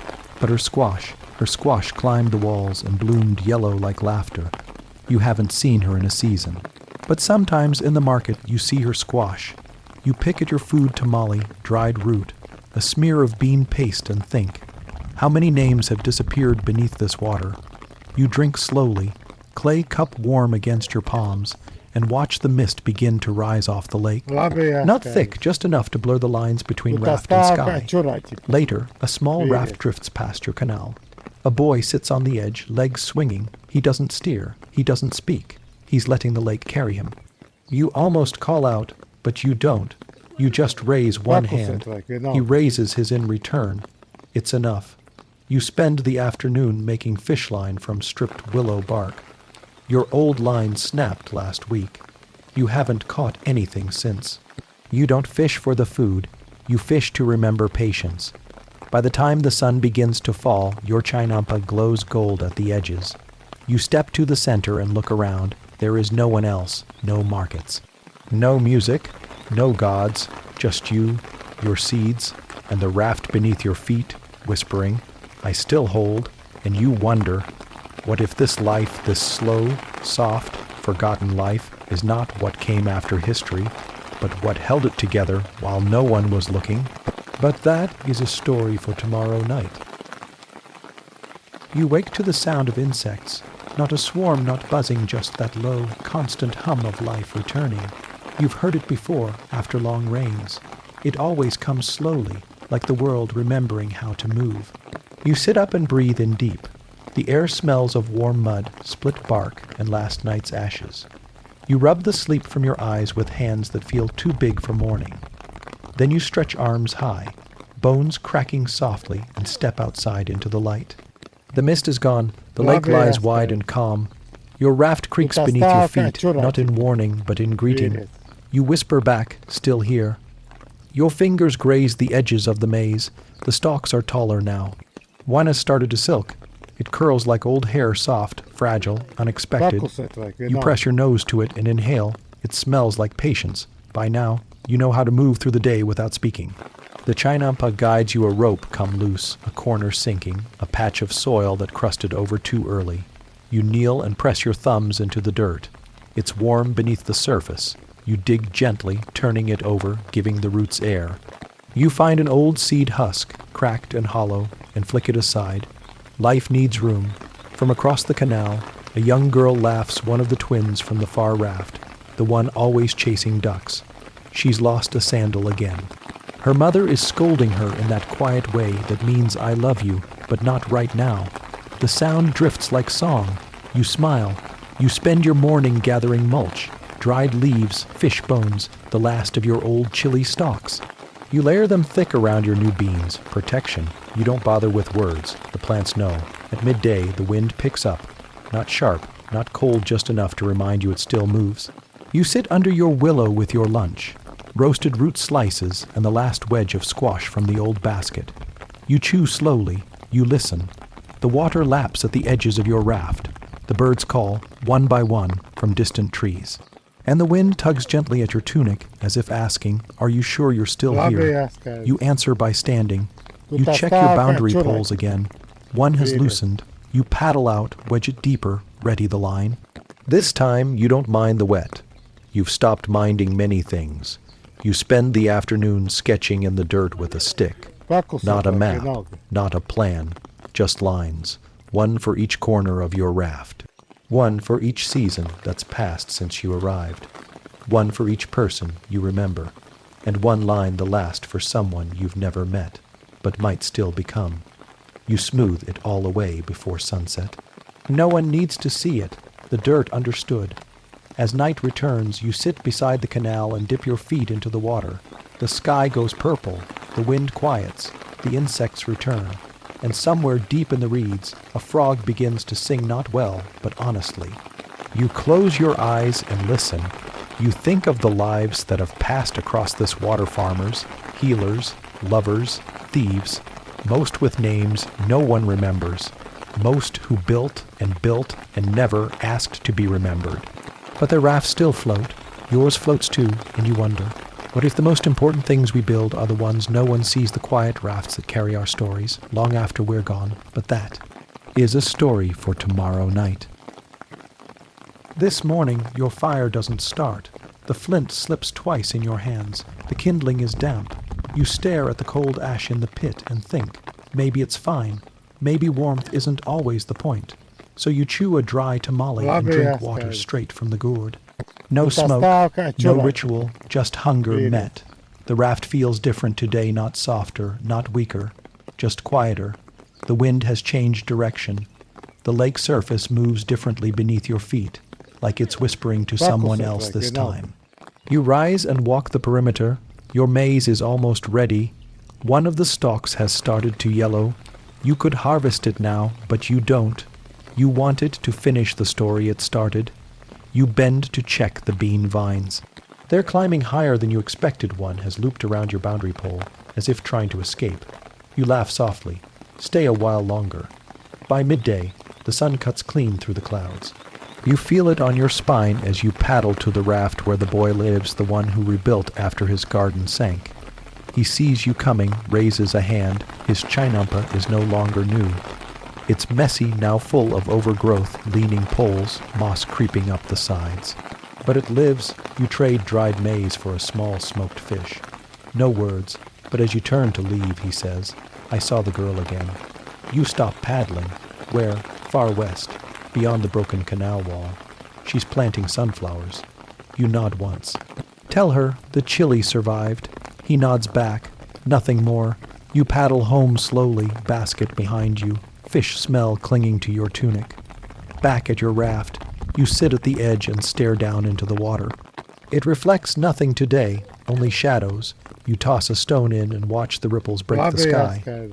You wonder how many people lived on this lake before you, how many Chinabas floated here, how many sank, how many held, and how many names were swallowed without ever being carved. Your grandmother's words echo faintly. If no one remembers your name, maybe the garden will. So you keep planting. Late in the day, you take your oldest seed, the one you've saved for too long, and press it into the softest patch of soil beside your shelter. You don't know what it is anymore. It's lost its markings. Could be a squash, could be a tree, could be nothing. Still, you press it down with both palms and say, grow anyway. That night, you light a fire. It catches slow, but it catches. You sit beside it and dry your sleeves. You warm your feet. You roast a few kernels from last year's harvest and eat them one by one, like stars. You hear music, faint, distant maybe from across the water. A flute, a drum, laughter wrapped in wind. You close your eyes, and in the dark, surrounded by smoke and silence, you ask, what if this raft, this floating patch of soil and memory is the only monument you ever leave behind, but that is a story for tomorrow night? You wake to warmth, not the flicker of fire, not the heat of work, but sunlight soft and full, slipping through the slats in your reed wall and pooling on your sleeping mat like a quiet visitor. You blink, and for a moment you're not sure what day it is. But then you smell earth, good earth, warm earth, earth that held through storms and silence, and you remember. You sit up slowly, bones creaking like wood after rain. The air is still. The lake is stiller. You step outside and feel the raft greet you solid underfoot. Alive, your maze stands tall, golden, finished.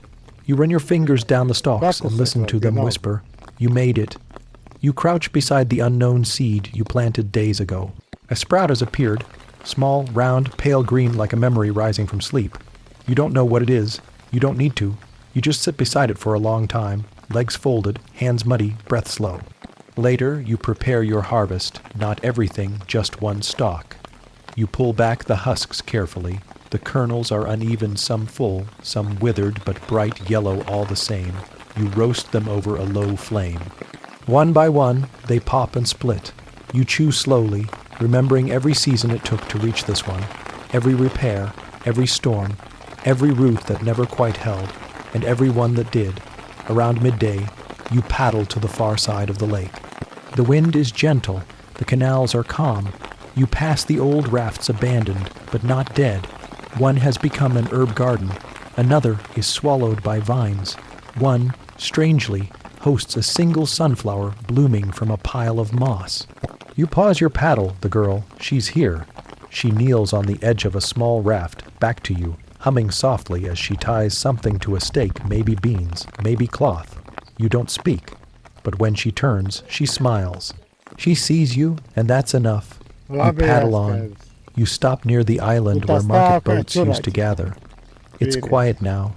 No traders, no drums, just breeze and reflection. You drift for a while, letting the current pull you in slow circles until you feel it's time to return. When you get back, the light has changed, not brighter, just softer, like the day is leaning toward its last cup of warmth. You sit in the center of your raft and close your eyes, and you remember, not everything. Not clearly, but enough. You remember your uncle's raft, your mother's compost bowl, your grandmother's voice singing to seeds. You remember hunger and dampness, and the sound of night birds echoing across flooded water. You remember loss, you remember rebuilding, and above all, you remember how to float. You plant 3 new seeds before sunset. You don't label them. You just press them down and cover them gently with your palm, whispering something between a prayer and a promise. Even if no one sees you grow. The wind rises as night falls. It curls around the edges of your shelter, tugging the reeds. The fire flickers. You lie back, blanket over your chest, and watch the shadows shift. You hear laughter across the water. A flute, a splash, a voice calling out someone's name not yours, but close enough. You close your eyes, and in the dark, the raft creaks beneath you not in warning, not in fear, but as if it too is breathing. You think of all the stories no one will ever tell about this lake, about the hands that built these floating islands, the backs that bent, the mouths that stayed silent while their seeds spoke for them. No statues mark this life, no carvings, no grand histories, but the maize grows, the beans climb, and your raft holds, and maybe that's enough, because now someone else will find the seed, the raft, the feather tucked into the thatch, the path of vines that remember where your fingers passed, and maybe they'll ask, what if the most sacred thing we leave behind isn't a name, but something that keeps growing even when we're gone? The end of what Aztec gardeners grew on floating islands. Thank you for floating through this journey of quiet survival, forgotten labor, and soft legacy. If you'd like to explore more sleep, friendly history, strange truths, or quiet stories of forgotten people, subscribe, tell us where and when you listen, or simply leave a small word, like a seed.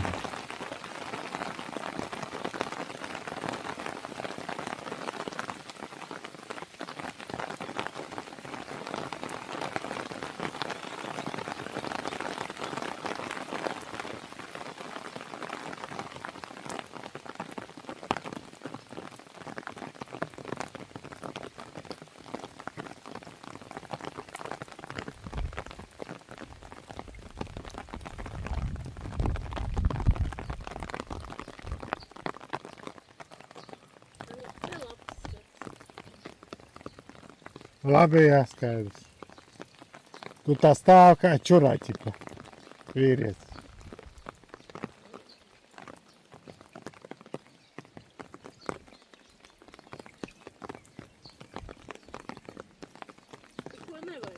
Paklusēt vajag vienalga.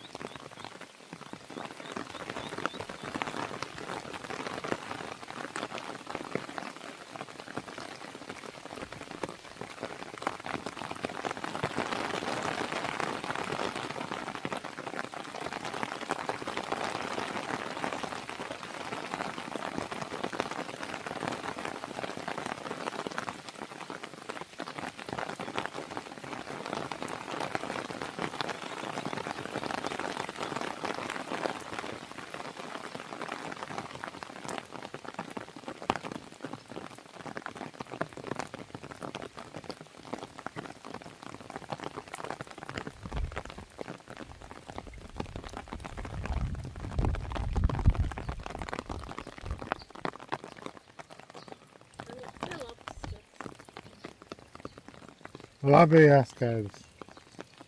Tu tā stāv kā čurā, ķipa, vīrietis.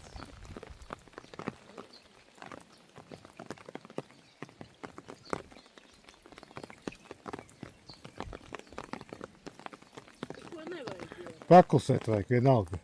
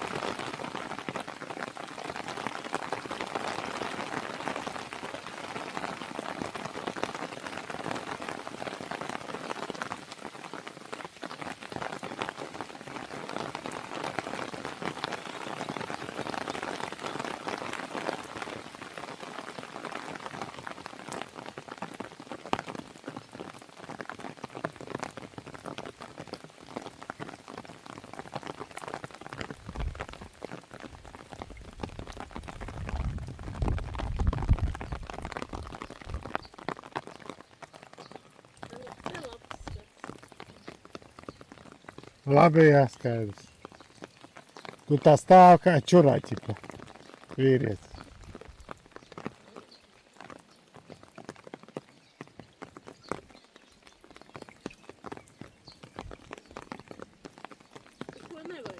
Paklusēt vajag vienalga.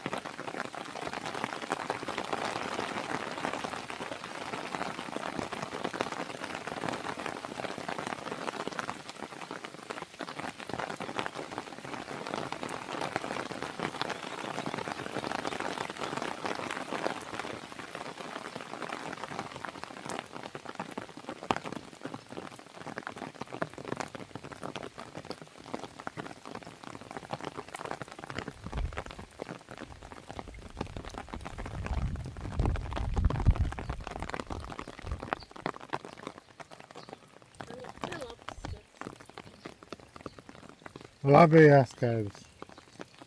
Tu tā stāv kā čurā, ķipa, vīrietis.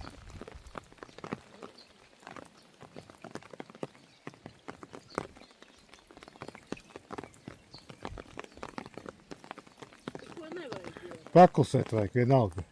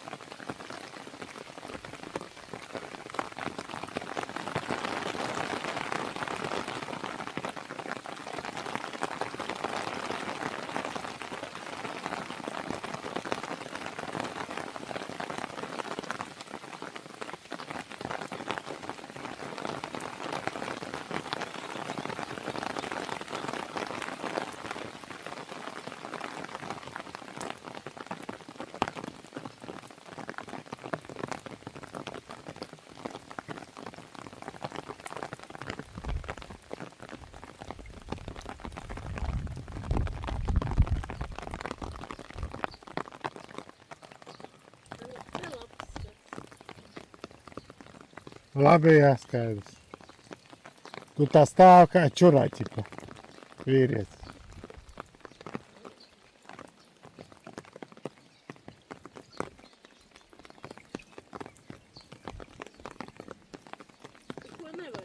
Paklusēt vajag vienalga.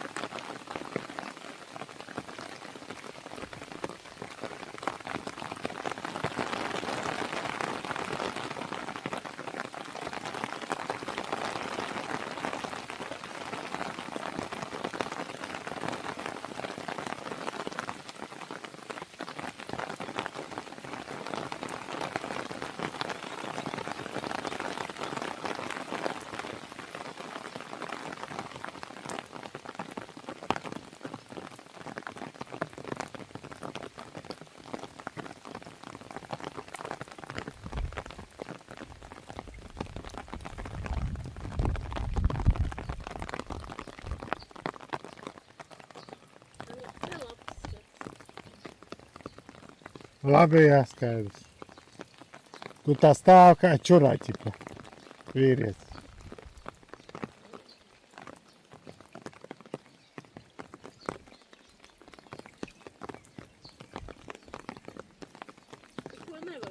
Paklusēt vajag vienalga.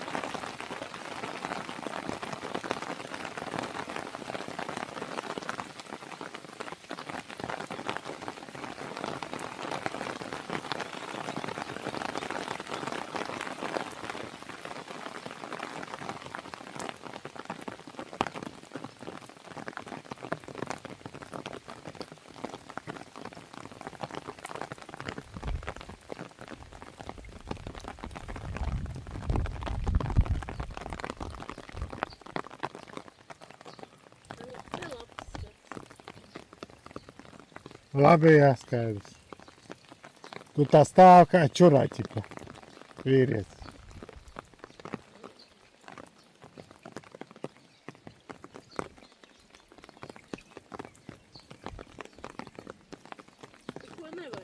Paklusēt vajag vienalga.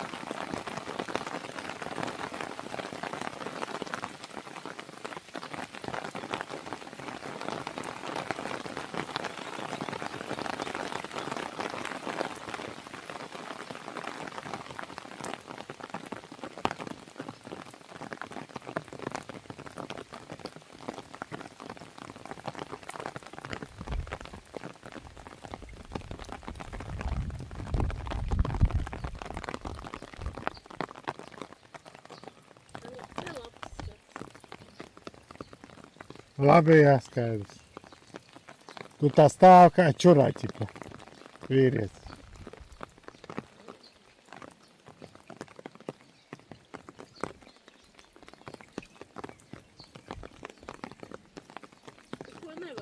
Paklusēt vajag vienalga.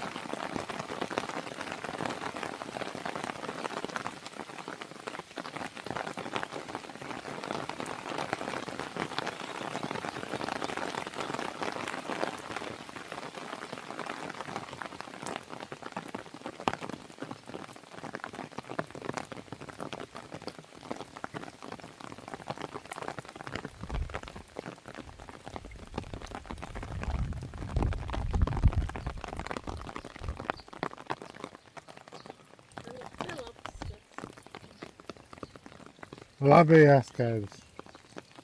Tu tā stāv kā čurā, ķipa, vīrietis.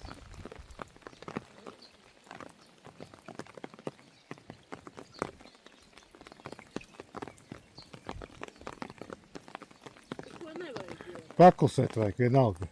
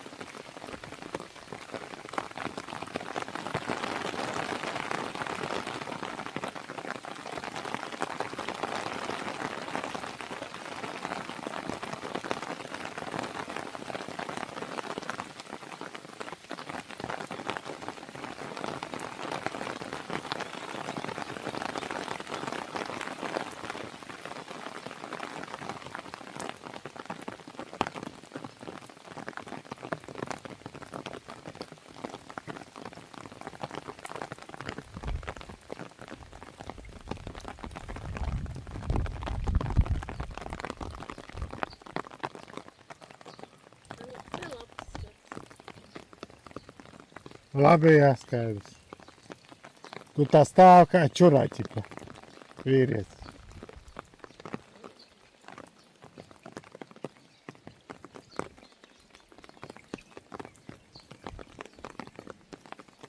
Ko nevajag jau? Paklusēt vajag vienalga.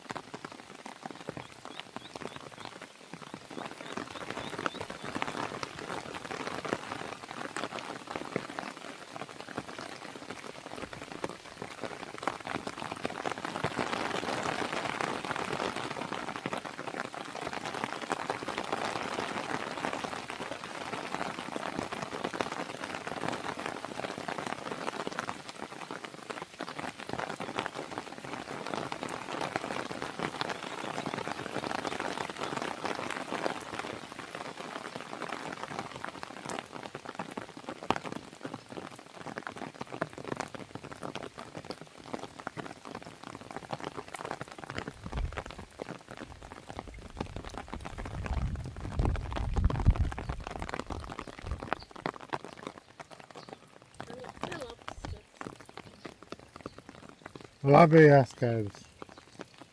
Tu tā stāv kā čurā, ķipa, vīrietis.